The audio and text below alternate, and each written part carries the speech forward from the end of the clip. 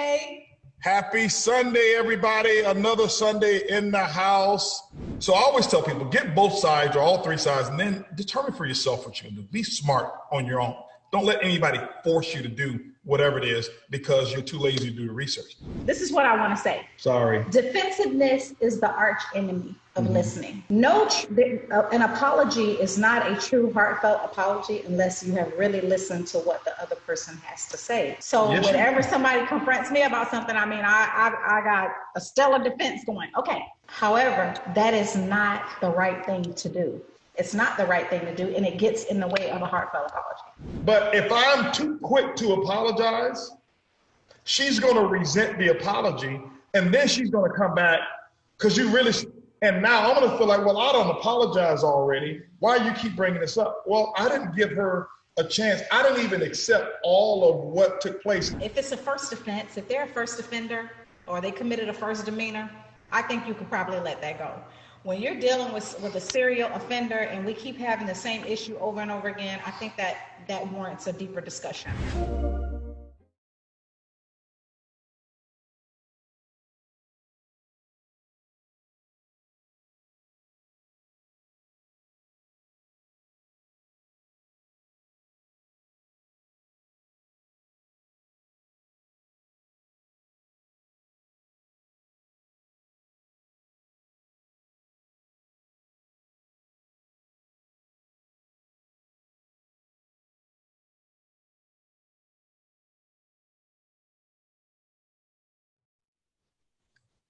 All right. Happy Sunday. Happy Sunday, everybody. How we doing? Happy Sunday.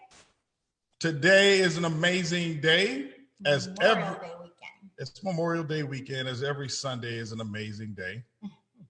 And I want to shout out to everybody who is all around the world. Give us a shout out. Let us know where you're from. In the chats, happy Facebook Sunday day, if you will. All right. Today is going to be another really great day today. And primarily because we have ladybugs here. Yeah, you're just here. It's really my show. It's your show. Yeah. I knew you felt that way the whole time. Ladies and gentlemen, it is official. I have officially been downgraded as the side piece. Oh, please. I am the side piece of the show. Side piece, Holton, really? I'm the side. You just said it. Mm-hmm. And believe it or not, that's what she says behind closed doors. That is not what I say behind closed doors. When everybody's not watching, you let me know. Everybody comes to see you. Right? Know you're going to hell for lying. Well, maybe going for a lot of other things, but not for lying like that. But anyway, we've got people all over the world. I see Bahamas. Bahamas in the house. I've got Saskatchewan, Saskatchewan. Is it That's why you should have got your degree. Chi-town. Saskatchewan. What is that, Eva? Let me sound it out like they taught me in third grade. Saskatchewan. Oh. Yeah. So you didn't know that either. You have a degree. What country is that? That is Canada. Really? Yeah. See, obviously they didn't teach geography at University of Houston. I totally suck at geography. Right. Okay. Anyway, geography and apologies is the classes that you did not pass. No, first of all, I'm much better now. Much better. We upgraded you last week, I think, to what, a 4.7 or whatever it is. Anyway, how we doing? If you're a first timer on the show, let us know that you're a first timer by just putting either one first or saying first time on the show. We've got a few people who've actually decided to come back and have seen us. Now, you know what? What I want to find out is who has watched every episode. If you watch every episode of From Our Home to Yours, let us know that you watched every episode. London. By saying all. Just Dallas. put all in the chat. Let's see if we at least see. Somebody told me David Romero says see the way he says it's Saskatchewan. Saskatchewan. Oh, that's an A. Well, no, I knew how to pronounce the Saskatchewan. It was the Sakatua, whatever it was. Sakatumi. That part. What part was that? Yeah, only people who graduated can sound that out. You know what? Here you go. You and your educated folk around here. All right, so we've got welcome to the call, Marina Pesh, first timer here, and let's see here, Tevin. That's Prudhomme. I know how to pronounce that. First timer. Normie Rose has watched every episode. Oh wow! Thank you for watching. And you haven't gotten. You came back. That's what I'm talking about. Dawn has watched every episode. Ronette has watched every episode. Carly, Laura, Merle, Dana Wilson. Wow. This is awesome. We got at least 20 fans out there. At least 20. That's not too bad. At least 20. All right. So for the first timers who are out there, guys, let's talk about the purpose of this show, of why we decided to do From Our Home to Yours. Your first timer. We decided to do this. This was around maybe about 8 weeks ago. So about 2 months, 8-9 weeks or so we've been doing this show. And we got some first timers on Zoom over here. I don't even know how you got the Zoom. I don't know how you even got the login for Zoom. But anyway, welcome to the show. All right. Welcome to even people here saying they watch all right from Zoom. Nice. Anyway, so about 8, 9, 10, 11 weeks ago, something like that, we saw the world shifting in such a direction that we just didn't agree with, period. Okay. Not necessarily from choosing a side. It was just everybody was, well, not everybody, but a lot of the world was listening to so much doom and gloom. Right. And you turn on the television and they've got a body count right there on the right hand side of how many people died today or how many people died today total or whatever it is. It is like a ticker. It reminded me of the Jerry Lewis telethon. I remember seeing the ticker when people donated money. Mm-hmm. And here it was over here, how many people died and how many people are going to die. And that stuff just takes over your brain. It takes over your mind and it becomes normal. Some people will normalize death and it becomes acceptable. And I'm like, no, that's not, we don't need to shower the world with enough doom and gloom. So we're not going to come on and talk about what's happening with the, quarantining and pandemic and all of this stuff and enough of that stuff. They've got experts out there. But what we were going to do is just welcome people into our home, give them a break from some of that stuff and let them know that life still goes on, period. Doesn't mean that life is always perfect, but it still goes on. And we just want to give you an hour. Some people take hour and 15 minutes. Please, you the one who always talk at the very end. You do all the talking. Ask anybody. You do, at the very end, I'm always having to say, hey, babe, we got to get through these questions because we got to close the show. No, you just have a problem with my notes. Yeah. And I don't know what your problem is. Because I'm like, you come into a show. Anyway, she wasn't supposed to come first. I'm back to first time. She's always getting me off. So we want to let you guys know you can come for an hour. Some people want it more than an hour, though. They actually appreciate us actually finishing a topic. Hour. Who is that calling you? Between the sheets. Babe, can you stop it, Holton? Just pay attention. Between the sheets. But why is that on your? Why is that your call ID? You name somebody between the sheets. No, that's a store. It's a store. Between the sheets is a store. Keep. All right, Nessa. Holton, stay on top. Don't listen. This is live, but don't have me grab that phone. Between the sheets. If your wife had a call ID, between the sheets is calling. It's the name of a store. Well, you need to put BTW or BTS. That's the name of the store, child. Go ahead. Between the sheets. Yes, between the sheets. It's like bedding. It's a bedding store.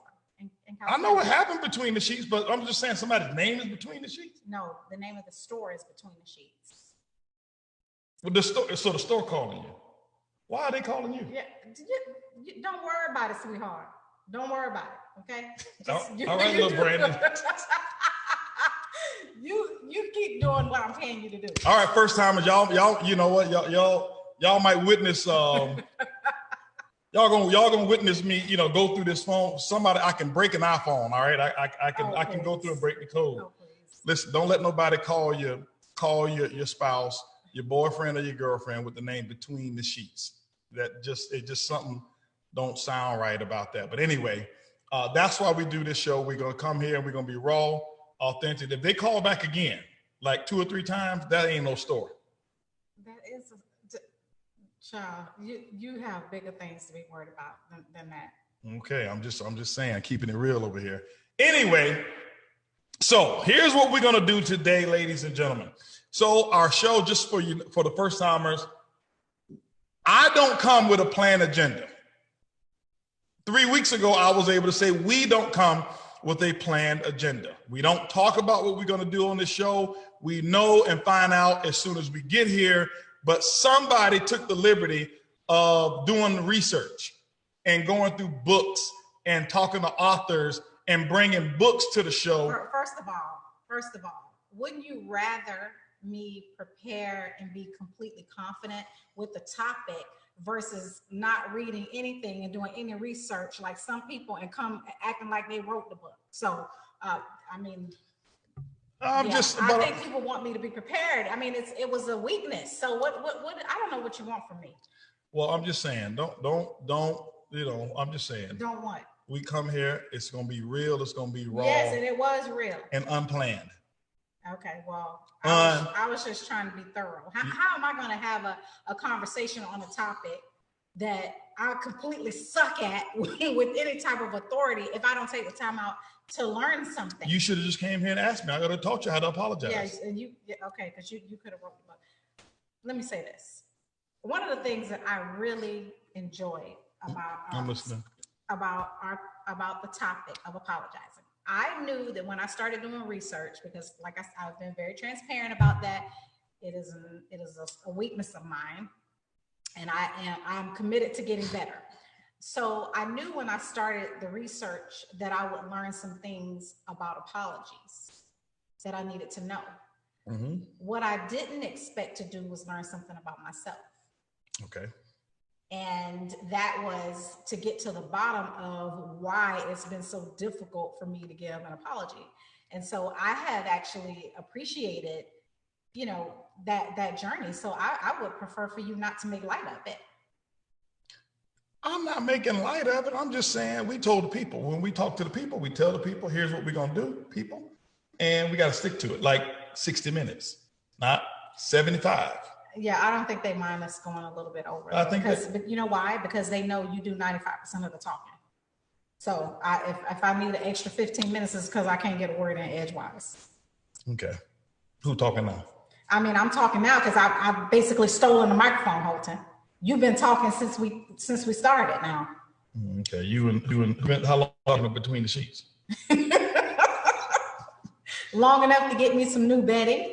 Okay, so that's what's going on right now? Okay, all right. I already got child. Okay, all right. Do you have anything planned for today? Because I'm sick of you already. Yeah, somebody who said that we don't mind. They don't mind. I know a few people don't mind, but there's some people. See, I think we lost four viewers. Why we lost viewers? We probably lost 12. How? Because you go over your time. No, that's and not people got to go to church. That's not true. On Sunday. Church is over. Church is over right now. No, it's some other churches. I mean, don't they have church online? You can't even go to like a church. I know, but that's what I'm saying. They got another Zoom. They got to get online and go to church online. So anyway, here's what we want to do today. Here's what I think would be a great idea. What's a great idea? Okay. Don't you think it'd be a great idea, since we have rushed through their questions for the last 7 weeks, because one of our stars on the show, one of the stars on the show continues to go over time. I don't want to mention names because I don't like putting people's business out there. You don't want to mention names. No. I'm the only other person here. Okay. Why don't we just let's let today be about them? Okay. You want to just take questions today? Yeah. I don't have my glasses. You're gonna have to read the questions. Don't worry. I'll read the questions, and let me make sure that there's some people whose Facebook I was supposed to disable today. Let me make sure that they are disabled. Don't be picking on Jolanda and Tawana. Okay. All right. So So today I don't know if I think we got another, was it a budget increase? We got Kitsia who's fielding questions today. Okay. And all right, we got questions already. Okay. We? Yes, we do. Okay, she's texting me. She texting you too? Yeah, go ahead. Okay, awesome. So guys, we've been working on our budget. We've been trying to get some increased budget, but if people buying expensive sheets and stuff with these 2 million thread count stuff, we're going to keep this budget real low. So between the sheets keep calling, there's going to be no budget. First question is, where's your favorite vacation destination that you repeatedly go? Well, we go to this place that's really close to the United States. It's called Miami. And the only reason we go to that country is because everybody over there, or at least you can find a lot of people who speak English. So it's the truth. Yeah. No, it's the truth. That's one of our Explain why we go to Miami all the time. Well, I just like the vibe of Miami. The people are interesting. I mean, it's sort of it's a bit of a melting pot because you've got it's very multicultural. You've got a lot of Russians there. You've got of course you've got a lot of Hispanics, but you've got people from all over the world that really love the vibe in Miami. So I mean, it's a place where you can meet a lot of interesting people, and it's also a tropical environment, which we're both from Florida, so we just kind of love that environment. Why do you like Miami? I like Miami. Oh, and the shopping is amazing. Yeah, I love. Do they have Between the Sheets over there? No, Between the Sheets is West Coast, so okay. California. All right, so I'm gonna check the call ID of that Between the Sheets. Make sure it's not a Miami area code. Just want to make sure. I'm just checking for a friend. Anyway, I love going to Miami because it's like leaving the country. Okay, we love going to Mexico. Yeah. But you got to go through customs and stuff like that, and you're sometimes confined to a smaller area because you don't know the area. You don't want to get off in certain areas that you're not familiar with. Specifically in Miami, in Mexico or any country, even Miami. But it's big enough for us to know our way around. We're originally from Florida. We have the water there, and there's a standard that you can expect. Yeah. And we still can feel like we are on vacation. And when we go, we normally love to stay at the St. Regis in Bal Harbour. Mm-hmm. So that's one of our favorite places to go. Let's see here. What is your favorite method of understanding and addressing grief? You know what? This is a good one because I don't address grief. I'm not good at it.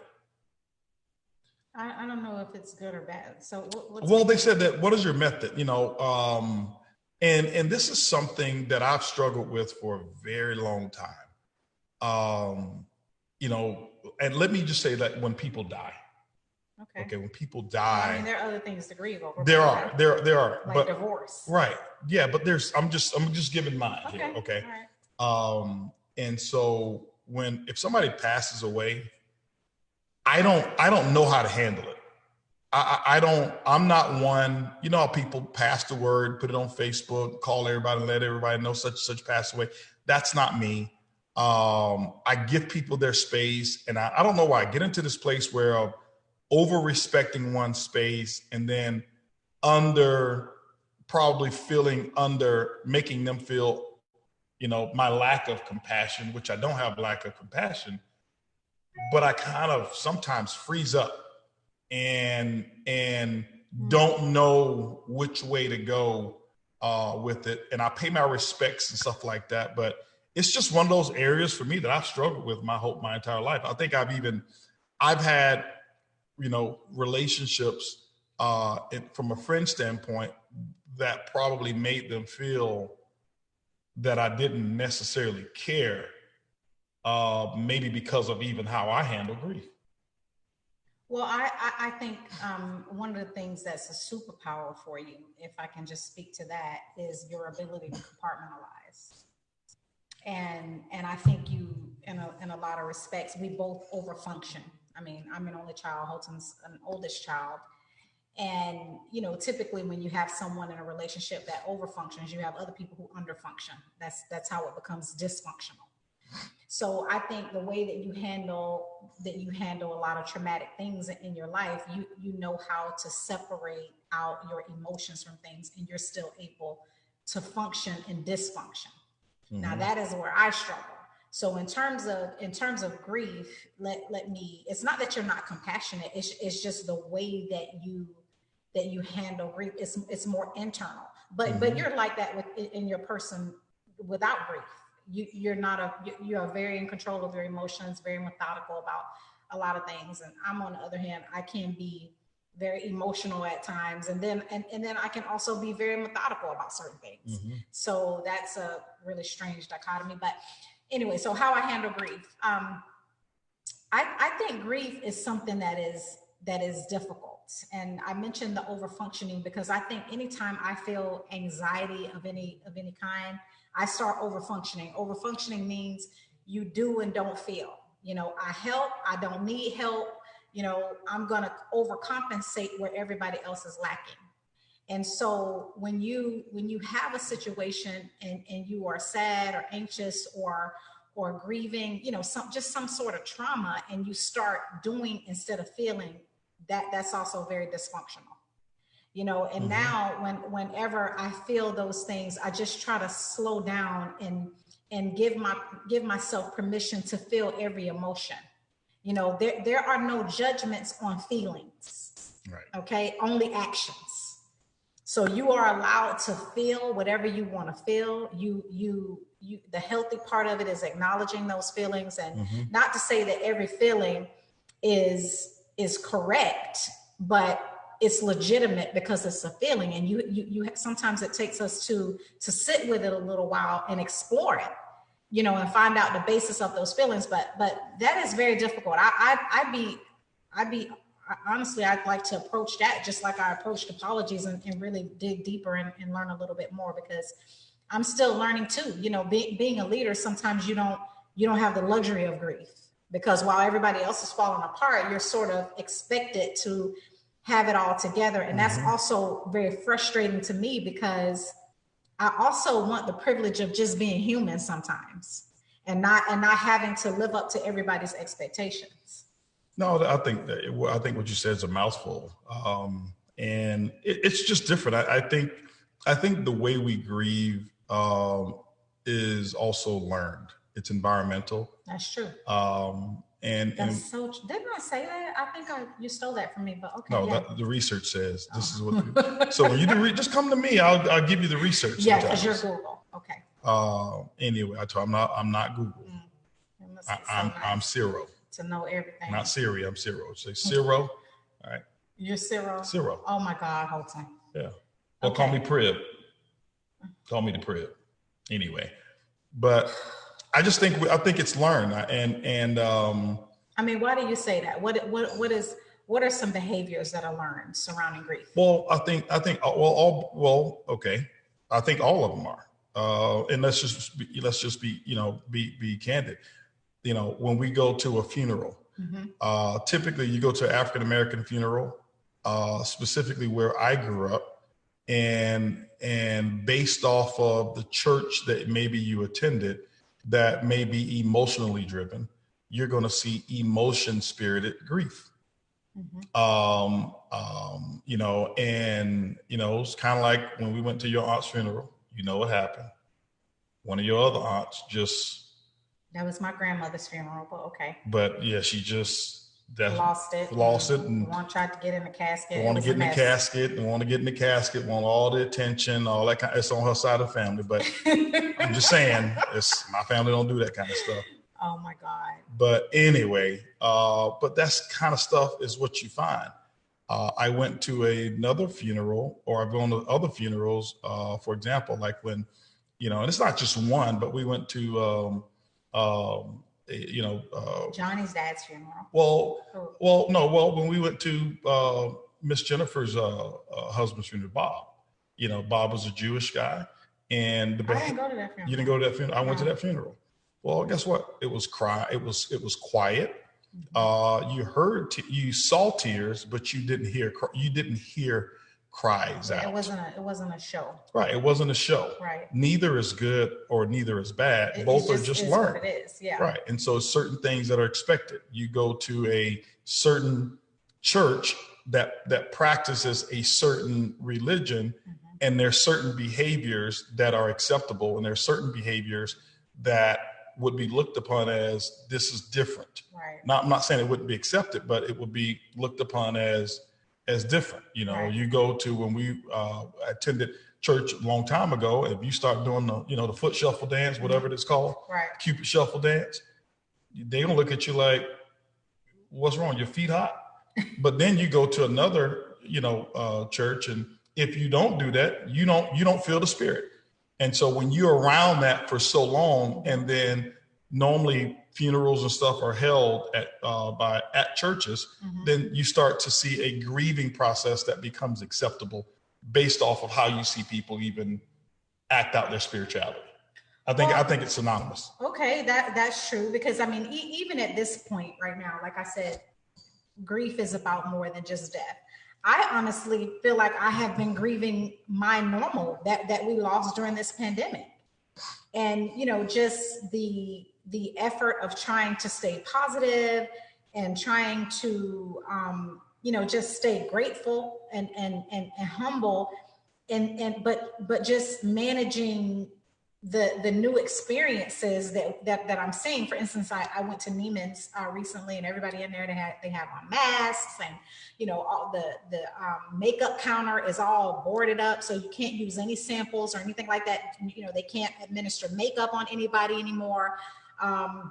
There's no music playing in the store. Everything is just being sanitized constantly. And I am not trying to make light of a pandemic, but there is something to be said for the experience that you want to have when you go shopping, and it almost feel like the heart of the place left. Mm-hmm. So in my case right now, I'm just trying to lean into this new reality, and sometimes I have an experience and I'm like, well, I don't like this at all. Right.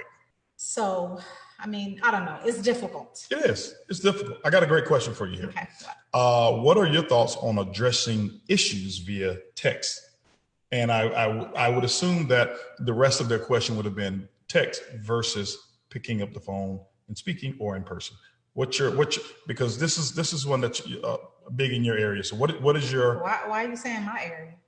I'm giving you credit because that didn't sound like credit. I'm giving you credit for. Because you talk about this sometimes, this is kind of your corner, No, it's my corner. Okay. Yeah, because this is the drama section of the show. Oh my God. Okay. What is my stance on addressing concerns or an issue via text message? I think there are a lot of, there are a lot of components to this. Okay. For instance, I am someone who is better expressing. I express myself better in a written form. The reason why is because, I can be quick on the trigger, and I can also say some stuff that I'll regret and that probably is not appropriate, and probably use some language that I probably shouldn't use. But if I have an opportunity to calm down, and I have an opportunity to communicate my thoughts, via writing, because I'm a writer, that is a lot more productive for me. And I feel like I can complete my thought. The other thing is, if you are talking to someone who has no personal growth and not a lot of maturity, and you can't get through a conversation without them interrupting you or it turning into DEFCON 5, I would rather you write. At the same time, there's something to be said for keeping it short and brief. And there is something to be said about picking up the phone and calling. I had an issue with my hairstylist just recently. And I noticed that she was kind of coming late or whatever and just wasn't showing up. And I wasn't happy about it because she was always so used to being very punctual. And so, I said, Kat, listen, I've had, I was texting her like. You putting her business all out in the street like that? Yeah, she don't care about this. We've talked about it. Yeah, but that lady don't want nobody knowing that Holton, she was late. How you going to see? Because somebody may want this lady to do her hair, and you don't told everybody she was late and stuff like that. She was late. Just use her alias name. They don't need to know this lady's name. Anyway, I didn't use her whole name. So anyway, if you find somebody who's named Kat, how many? I only know one hairstylist named Kat. And all the hairstylists in the whole world, Holton. Anyway. Don't interrupt my story. This is quick. That's wrong. That's wrong. We had an issue. I texted her. I said, this is not working for me. We continue to have this issue. I have to I have to go on set at a certain time. I have certain things I have to do. I need for you to show up on time. And so, she texts back, this long thing. She wound up apologizing, which was really beautiful and much appreciated. But we had an exchange, and I told her, I would much rather talk about this. After a certain point in a disagreement, I think we need to get on the phone and talk. But if it's going to be an issue where you're going to say things that are the wrong thing, I'd rather for you to write it versus call if you need that extra time. But I think depending on the seriousness of it, maybe it does warrant a phone call or a face-to-face meeting. Yeah, me personally, it depends on what type of issue. If it's a conflict resolution issue, I'm a talker. I'm not much of a writer or a texter or whatever it is. Pick up the phone. Why? Because for me, tonality is everything. Sure. And sometimes I don't know how you feel just with the words, because I can read, the words and then come to my own conclusion on interpretation. Yeah, you do that to me all the time. All the time. I don't do that to you all the time. All the time. So let me give you. You hear yelling when that wasn't even the point I was making. Let me give you an example. Let's just say somebody. See, anyway, let's just say that we're having a conversation. I'm having a conversation with someone. Mm-hmm. Okay, and somebody says, I'm sorry, and they just put it in the text message. Well, if it's only those two words, I'm sorry, I'm wondering, what are you sorry for? What are you sorry for? Uh-huh. Is this sincere? But if I listen to if we're talking and she says, I'm sorry. Now I believe it's sincere, but she can say the same two words. I'm sorry. Yeah. It's the same two words, right? But the text message is making me wonder, which one is she using right now? Okay, that's fair. So when something is written, you're left to your own interpretation. Yeah. Okay, I could see that. Yeah. So that's just my preference. The main thing is, it doesn't matter which one you use. It's which one works best for you to accomplish the goal of resolving and identifying the issue and resolving it. And if you can do it through text, then do it. Yeah, it's just being effective. Mm-hmm. So. Best places to shop in Miami, babe. Oh my God, so many places. Okay. I love the district. There's a fashion district there. It's also a design district. That is my new favorite place in Miami. But there's Aventura Mall. There is South Beach, like the little, if you're looking for, things that aren't name brand or whatever, South Beach is kind of nice. And then where is that? There's another Bal Harbour. Yeah, Bal Harbour. Yeah. That's my favorite. Mm-hmm. And what's the other mall? You said Aventura? Yeah, you said Aventura. Okay. So those are my fourth favorites. Do you and can you cook together? How does it go working together in the kitchen? Yes, we can cook together. It's a disaster. No, that's not it true. Is a disaster. That's not true, Holton. Listen. It's just not true. It's not. How is it? The only part that's a disaster is your part. No, the food come out good, but it's like, all right, can I give a real example? Yeah. Okay. We cooking breakfast. No, well, here's the thing. When I cook, I don't want no help. That's not true. Mm-mm. I don't want your involvement. True. That is not true. Because she want to come and cook the grits the way she want to cook grits. We did it the other day, and it was a disaster. And you blame me for the grits. I had already put cream in the grits, and she comes over. I put cream and butter in the grits already, and then you come over, and I'm like, I've already put cream in the grits, babe. I don't think you put enough in there. So she grabbed the cream and put a half gallon of cream in the grits. It was only a quarter. See, that's why me and you don't get along, because you exaggerate. I keep telling you that's your mom's side of the family. But so when you see that little. Yes, we can cook together, and only when he is not on the phone doing a conference call or about to burn down the backyard because you done walked away and trying to cook salmon on a Babe, wooden plank, and the thing burned up, and that, I mean, it was a mess. Do you know how long ago that was? That doesn't matter. I mean, the question is legitimate. So keep it real. That was before Facebook. That was pre-Facebook. Do you answer each other's cell phone? If her phone is ringing, it's her phone. I don't answer it. If it's, you know, if it's like, for example, she was in the shower, phone rang, and I know she's waiting on somebody, and then I go get it and bring it to her. Well, you have just shown people that you will pick up my phone. No, I was going to show everybody the call ID and ask, who has a name between the sheets? It's the store, Holton, but what's the question again? Do y'all answer each other's phone? We will. That's not an issue for the two of us. I mean, I understand certain what is your stance on? Because certain people don't like their privacy invaded. Yeah, I mean, it's you know, you have your own. You're entitled to a portion of your own privacy. You have to earn it. I think you earn it, and you know, but. It's not the end of the world. Now, will I ever take her phone and go through her phone? Never, because it's her diary. You probably going through my phone. I don't put it past you.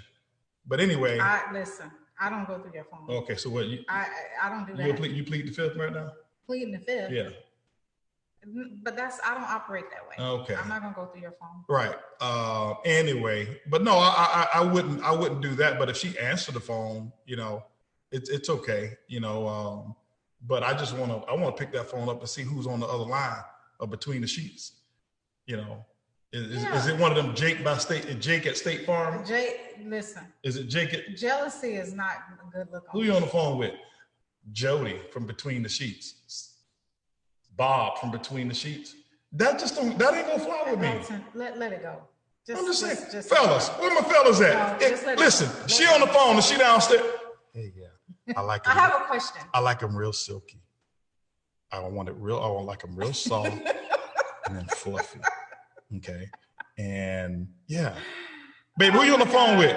Oh, this is Daryl from Between the Sheets. That ain't gonna fly. I'm taking your phone privileges. Just let this go. Okay, because that's not gonna work. I'm just saying. We created a whole issue out of no issue. Now, Jackie asked a question. Jackie Pippin. Look, my fellas agreeing with me. Thank you, fellas. Appreciate it. Jackie says, you guys are givers and give great gifts. We don't know what to give you because you have everything. What are your thoughts on that? What gifts do you like? Listen, okay. Thank you. We are big givers.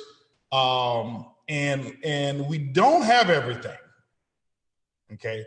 We don't have, people think that, but here's what I like. Okay. I buy gifts for people that I'm too cheap to buy for myself.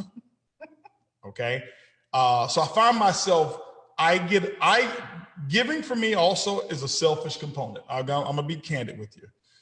I can get gratitude out of seeing somebody else jump up and down or be really excited and happy about something, and I feel good about it. Yeah. You know, is it right or wrong? No, I'll continue to do it. Why? I know how to feed me, and that's one of the things that I do to feed me is be a big giver. The things that you would buy me, I'll speak for myself, would be simple things like that. I'm too cheap sometimes. Like, I'll tell you what I've been splurging lately. Okay. I've been buying me some Tommy John underwear. I've been like shopping every week, buying me some Tommy John underwear. Like, I'm online. We're supposed to be watching a movie. It's 12:30 at night. What you doing? I'm ordering some underwear. Why? Because they got a new color. And normally I'm just too cheap to buy, you know, I buy expensive underwear, but I like buy one or two or three, and I don't go and buy like 5 pair or 6 pair at a time. So I'm not saying buy me any underwear, but anyway, I wear large. But it's just simple stuff that make our lives more convenient. But that's the kind of stuff I don't spend money on for me. Well, yes, I'm a professional gift giver. I mean, and that's just because I'm a shopper at heart. So I like simple things as well. Like I love candles. Love candles. I love body wash. You know, I love the flowers that don't die because I don't have to worry about watering them. Um, I like perfume, but I am kind of picky about perfume. So that may be and she's picky about her candles. And I love stationery because I actually do still write handwritten notes when I have time. It's something that's important to me because nowadays we're in such a digital world that there is something extra special when you take the time out to hand write a note, not a card that you buy from a store, but a handwritten note. So just, things like that. I agree with Holton. We do have a lot, but we appreciate little things too, like a bottle of wine. Holton likes liquor. I'm more of a wine drinker. Red wine is my favorite, and champagne. Holton likes, I like cognac. Cognac. Okay. Yeah. I'll do a cognac. Yeah. And you like cigars. Mm-hmm. So those are things that, me and my fellas, we'll do a cigar. So something like that. So for me, like, I know what I need. I need to go buy me another lighter. I mean, what they call the torch. Yeah. Whatever it is. So accessories. So you just find out what a person likes. But Jackie, I'll tell you this. I'm gonna tell you what I love about Jackie. No matter where I go, when we're going to do meetings and presentations, Jackie has me gummy bears, and she's gonna have my water, and she's gonna have my little lifesaver mint. And so, to me, see, I'm too cheap to go stop and buy the stuff. Well, and I love chocolate too. And Jackie has it for me, so I love that stuff. I love chocolate, Godiva mostly, but I mean, I love chocolate. Yep. All right, next question. Next question. Do you cook? We've already talked about do you cook. A question would be, how do you manage dating or being married to an entrepreneur? Do you feel that it works because you understand the journey, struggles, and motivation more? So that's how the question was written. How do you handle dating? Being an entrepreneur, it is difficult because you're not on a 9 to 5. I mean, even when you're an executive for a company, you're not necessarily on a salary on a 9 to 5. So I mean, you're not necessarily an hourly employee. So you when you're on a salary, you work all the time. As an executive, so you do have to manage. I think it's a huge part of growth to know how to be all in when you need to be, and then how to be all out when it's time for you to be all out. Mm-hmm. And I think for us that took a lot of growth and a lot of experiences, and just understanding how to take that much needed time. It is, and it's all the perspective of how you see it. I'm not married to an entrepreneur. I'm married to a woman who happens to be an entrepreneur. And so how you see things and how you profess them is going to determine a whole lot about how you behave. And so I'm married to the woman. The woman happens to be an entrepreneur. It's no different. Like growing up in my house, my son Trey didn't see me like you guys see me. He still don't. Mm-hmm. That's my dad, who just happens to be a businessman. He's not running around here like, man, you're so wise, and man, I want to counsel with you. He'll walk. I mean, no. And so you got to understand who it is that you're in a relationship with, and then you understand and have respect for what it is that they do to earn money or to secure the family.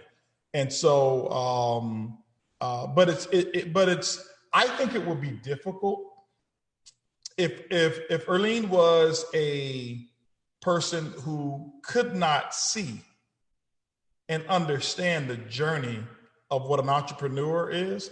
It would have been difficult, because there's nothing wrong with a person who just wants to work a job and want the feeling of what they consider to be security. Okay. I'm not saying that that's real security. I don't believe that none of it's security.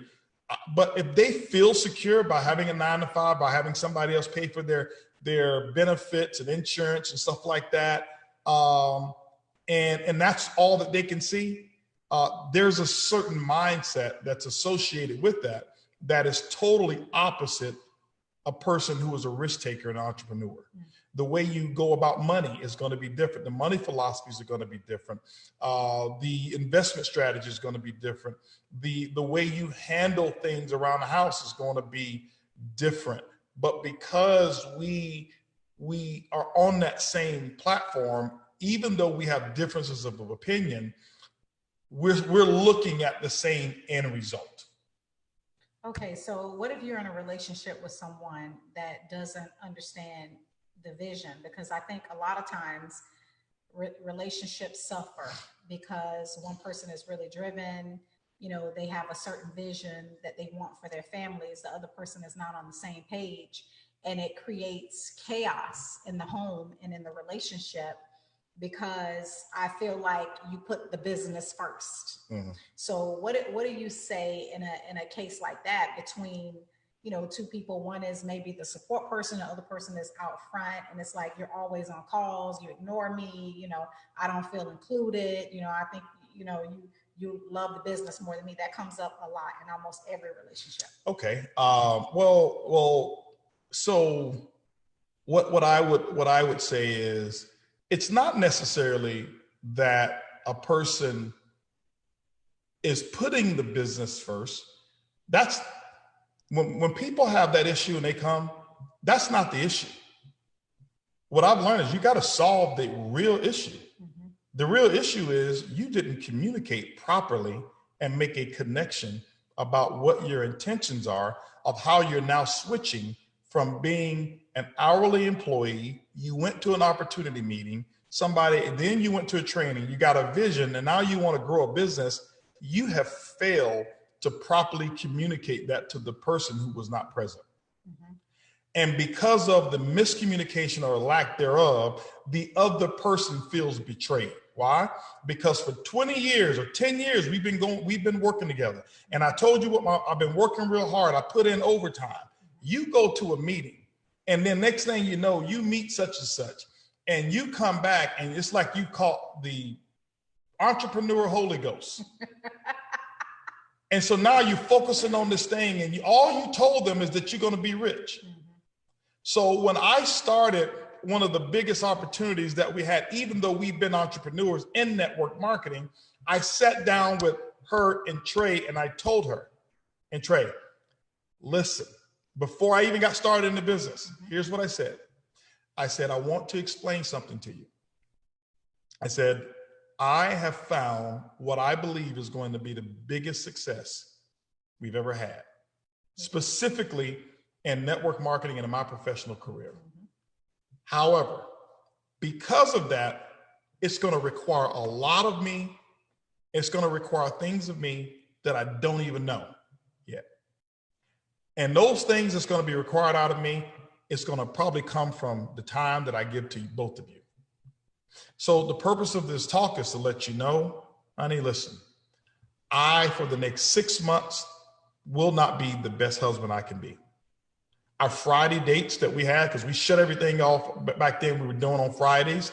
I said, I'm sorry, we're going to have to fit Fridays in. Mm-hmm. We're going to have to fit date night in. And I gave all these parameters. And Trey, I can't coach your football team this year. And I can't be there at every game. But I can tell you this, every game that I can make, I will make, but I want you to know this is why this is so important, because I have an opportunity to set us up for life. Now, in exchange for me not being in the house when I'm used to being there, what I need to know is, what do you want in return? Tell me what you want in exchange for my absence. Earlene told me what she wanted. Trey told me, Dad, I want to go to this house, and every spring I want to take my friends, and I want to go flow boarding, and I want to do this, and you can't tell me when to stop and all that kind of stuff. And we had an agreement. And so when I start working the business, Trey would come home and look at me like, Dad, why are you home? Because I now was able to allow them to tie my ambition to their goals of achievement. If I was at home, they're not going to get what it is that they want. And so they pushed me and encouraged me, but I communicated it well. Okay. So what happens? And I'm going to let you answer this next one here. I'm going to go get the charger. My battery's about to die. Keep going. Okay. So I have 2 cents that I can put on this while he's away. You know, I think the other thing is, if you are the person in a relationship that is the support person, that's not the one that is highly motivated and making things happen, I think that the best thing you can do is not become a distraction to the person who's working hard, and not become a hindrance and become negative. And, you know, we have a tendency to complain and to be negative when we are not the one that is motivated and out working hard. So, and from my own perspective, I didn't have a whole lot to contribute in the beginning because I didn't have a really big dream, you know, that would come many years later, but I never got in the way of him. I never put him down. I never complained to the point that it became a hindrance. I always asked that question: what is it that you need from me to be your best and to reach your goals? And I think that's part of being a supportive spouse and an overall positive person. The other thing is, when you are insecure in your relationship, network marketing will expose that. Mm-hmm. Most people come to, you know, because we counsel about this a whole lot, and it's like, oh, the business destroyed our relationship. No. The business exposed an issue that was already there. And so it's important to counsel upline, because I guarantee you, chances are your upline diamond has been through this situation personally and has counseled more people than not on this subject. And sometimes you just need a mediator to be able to sort through things. One of my superpowers is I'm a very good listener. I suck at apologizing, but I'm an excellent listener. And I know how to take in information and regurgitate it so that it makes sense to a person. That's one of my superpowers. So one of the things that is important when you do counseling is finding someone that can help you communicate the things that you feel in a constructive way. So do you have anything you want to say to that? Because I think a lot of people struggle with that. Yeah. Whether they're in network marketing or not, sometimes you have a challenging job. Yeah, it's not it's not network marketing.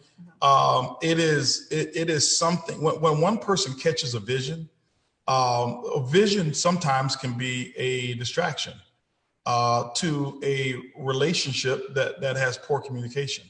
You see it all the time on reality TV shows. Mm-hmm. We're on reality TV now, mm-hmm. but now it used to be Housewives, but nobody's married anymore. Mm-hmm. Oh, the show ruined our marriage. No, it didn't. The show exposed what was already weak. Weaknesses, yeah.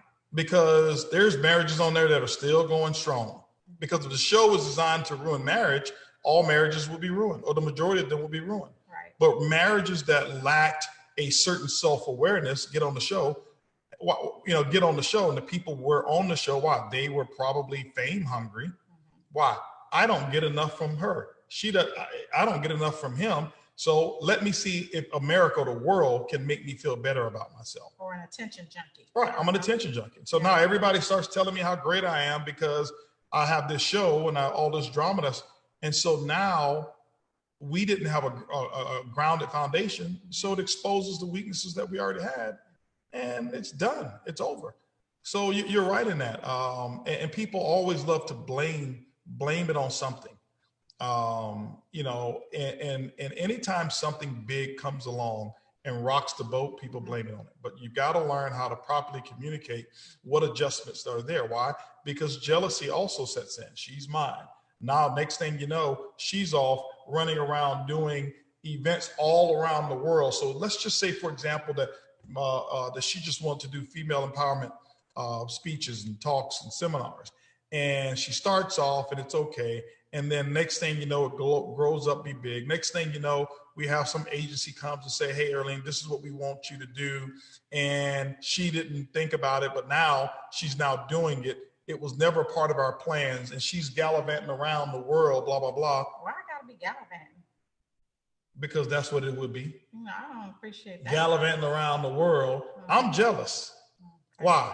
Because I wasn't even included in these plans, and it's like she's listening more to the agent about the future than talking to her husbands.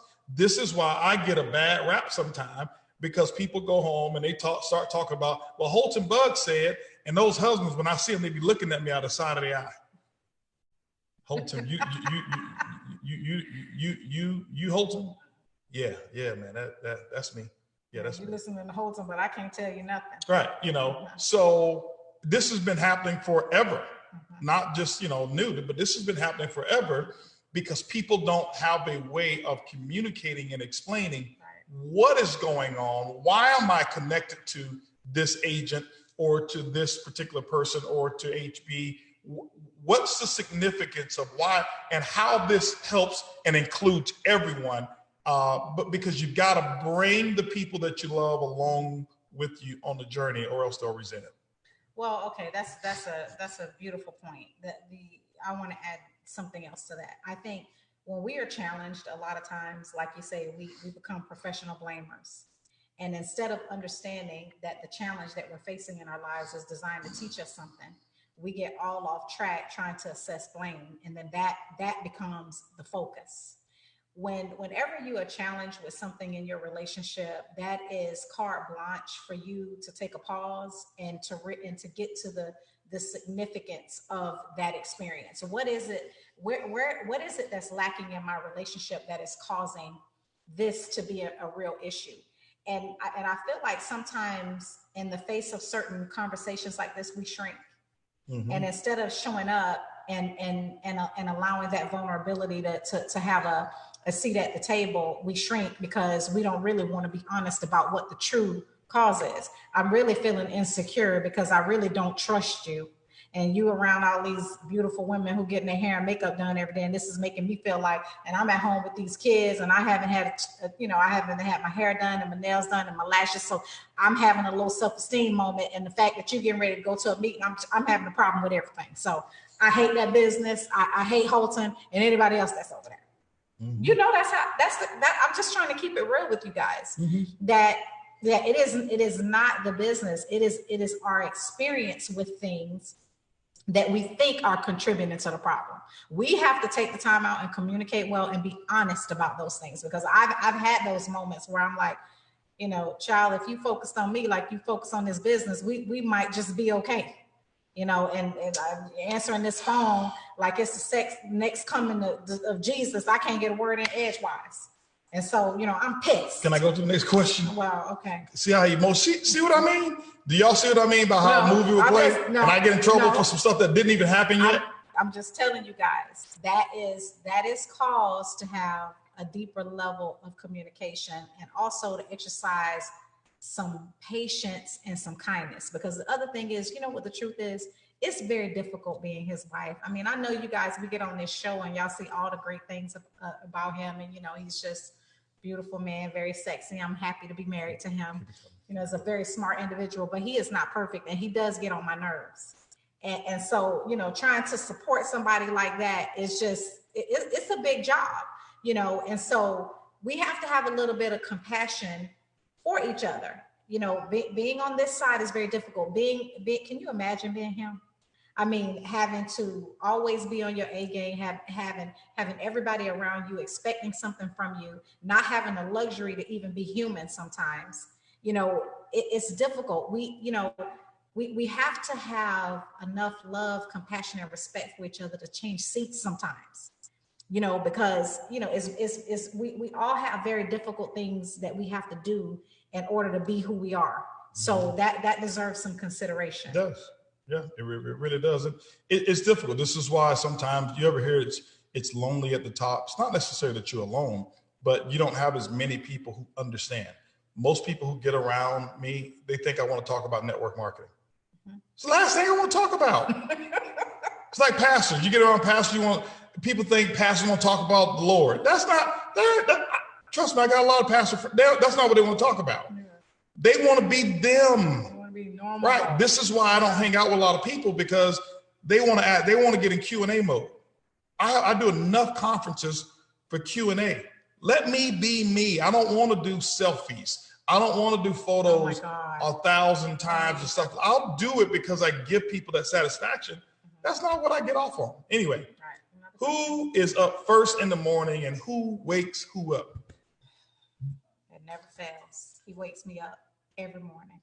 Never fails. Turns on the TV, keeps me up at night because he wants to watch all kinds of stuff on Netflix. The first one to fall asleep, but the first one to wake me up. It never fails. Every morning he wakes me up. I don't turn the TV on in the morning. Well, at nighttime you turn the TV on. Yeah. And wake me up when I'm trying to go to sleep. Yeah, because I get up. Yeah. I get up early. I do more before 6:30 than most people do all day.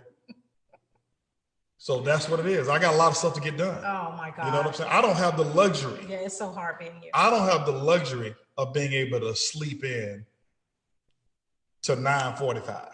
You know what? And I thought about something the other day. I meant to tell you this. Oh my God, I had the most beautiful thought. I was laying in the bed. This was, I don't know, a couple days ago. And, typically, I get up, I do my meditation and my prayer first thing. But I woke up just in a grateful space. And I said to myself, the kindest thing you ever did for me, because I think one of the questions a while ago was, what was the most thoughtful thing you've done? Mm-hmm. And, I have to say, giving me the gift of being able to sleep in and do exactly what I want to do in a given day. Mm-hmm. If I am not feeling good, I can stay in that bed if I want to. I can, go wherever I want to do. I was so grateful. And I thought to myself, there were times in this business where I was so frustrated with everything that was going on. And it never happens fast enough or big enough. Right. And so now being able to be at a place in my life where I can actually enjoy some of the fruits of the labor. I have to tell you, thank you, honey. Mm-hmm. Thank you, because you've given me an amazing life, and it's not even about the material things. The things that are most impactful are just the things, like I said, being able to sleep in. How many moms out there just wish that they could have an extra hour in the morning, that they didn't have to rush to get up to do. They can have the help that they need. I mean, it's just, it's the little things that make the biggest difference. So I wanted to share that. It is. It's. But I love seeing you being able to sleep in. Honestly, I mean, it's. The material things, houses and cars, those things are cool. You grow through those, I had to have my Lamborghini when I got it at that time, because it was just that phase of wanting something like that or whatever it was. And, now we did it in a way that I think should be done. That's just what I didn't go out and take our first fruits of money. Right. And I denied for so long until I can write a check for it. And not only just so I can write a check for it, I can write a check for it, and the money was back into the account in about 2 weeks or about 12 days. Yeah, because just because you can pay for something don't mean you can afford it. Right. So I made sure we were in a very strong, because that's something that I didn't buy that because I needed it to go recruit with. I bought that because it was a goal of mine to always have one. I wanted actually the Ferrari Testarossa. When I was a little kid, I used to watch Miami Vice, and I would watch, them in that Ferrari Testarossa, and that's what I wanted one day. And then they came out when I saw that Lamborghini Aventador, and I saw the commercial. I says, that is the one that I want. I want the orange one. And I'm going to get it. Now, when they were marketing about it, it was a couple of years later that I actually got it and bought it. I didn't buy it even when they first came out. Mm-hmm. So, but just the ability to know that you can do stuff and to have freedom. Right. Freedom is what I want more than anything. Right. When I bought a lot of stuff, I didn't have freedom. So I tried to finance freedom. Yeah, and I mean, it's also being insecure and immature and inexperienced. And because I think one of the other things is when we share lifestyle, we talk about what we do on social media, and, I've been very candid about this. Social media is difficult for me. And sometimes I just completely zone out.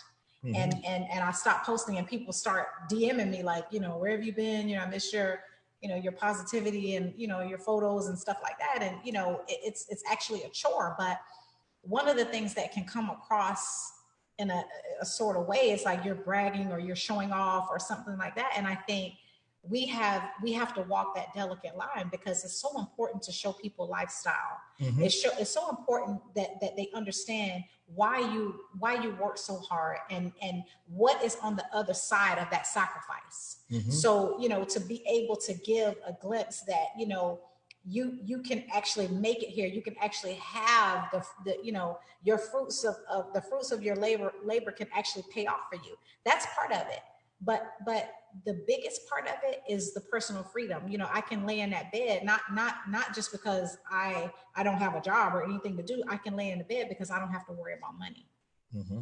If I was, if and I watch my mom work herself, and so I was so one of the other things that's been so great for us is that we can take care of our parents. Like, they don't have to worry about having to go in some kind of nursing home, or just have to worry about, being under so much financial stress, because we have taken on that responsibility. But at the same time, when we were going through the ranks, we caught a lot of flack sometimes mm-hmm. for the sacrifices that we had to make. But now when somebody calls and I can meet every need you got, it's a whole different story as to why the price was paid. You know what? I want to pick that up. What do you guys think about talking about that next week?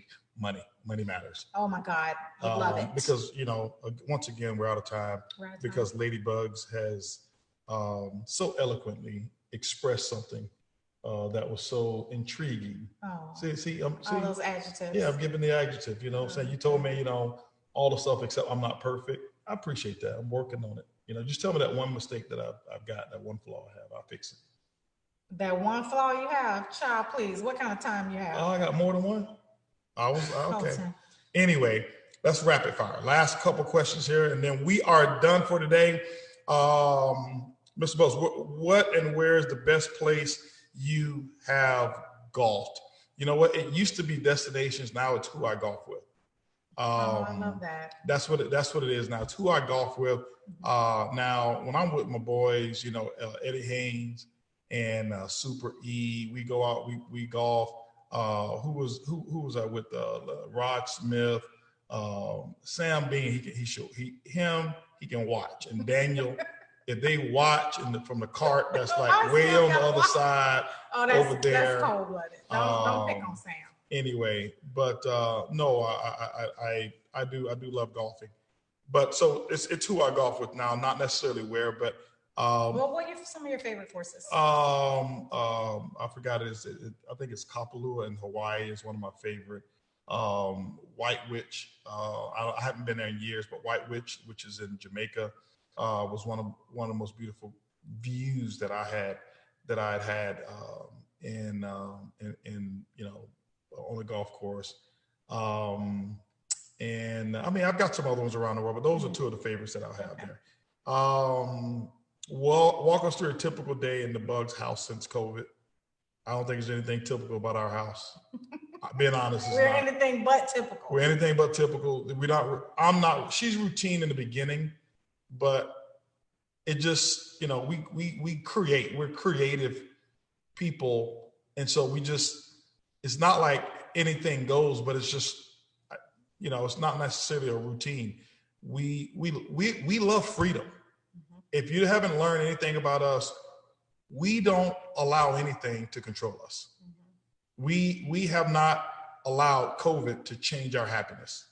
Mm-hmm. It's altered our convenience, mm-hmm. but it hasn't impacted our happiness whatsoever. Right. At all. That's true.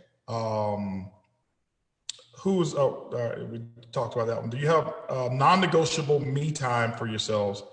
I don't say non-negotiable, but we've learned to get our me time, and she has her me time, and I don't interfere with it. And I get my me. I had a hard time being able to get my me time for myself because I just work so much. But I have some new passions and things that I do, and you need it. Yes, the answer is yes. Yeah, so you need it. Absolutely. What were the initial emotions when Mayor Sylvester Turner, proclaimed February 23rd as Earlene and Holton Bugs Day? I knew even when they said my name first, I was like, oh my God, he's going to totally have a problem with this. It was pure shock. First of all, I didn't even know it was a thing for people like us. I thought maybe actresses or I don't know, people in politics could have something like that. So I didn't even know it was a thing. I was completely blown away. It was probably just the biggest surprise we've had as a couple. And you know, every time I think about it, I still get a little teary-eyed. That Ed and Andrea Haynes went all out of their way to make that happen for us. It was surreal, to be honest with you. It was great. You know, again, here's another thing. I don't get overly emotional. Yeah, we know, you told us that. I don't.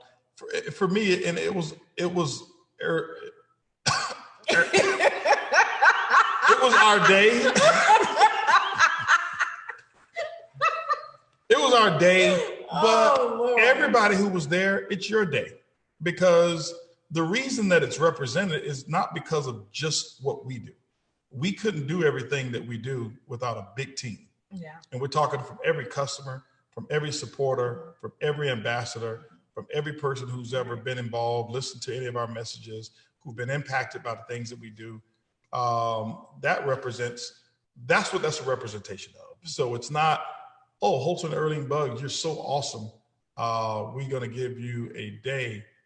But, you know, your team. And basically, it's kind of like when you see sometimes somebody gets to hold up the championship trophy. Mm-hmm. You know, we're just responsible for holding up the championship trophy.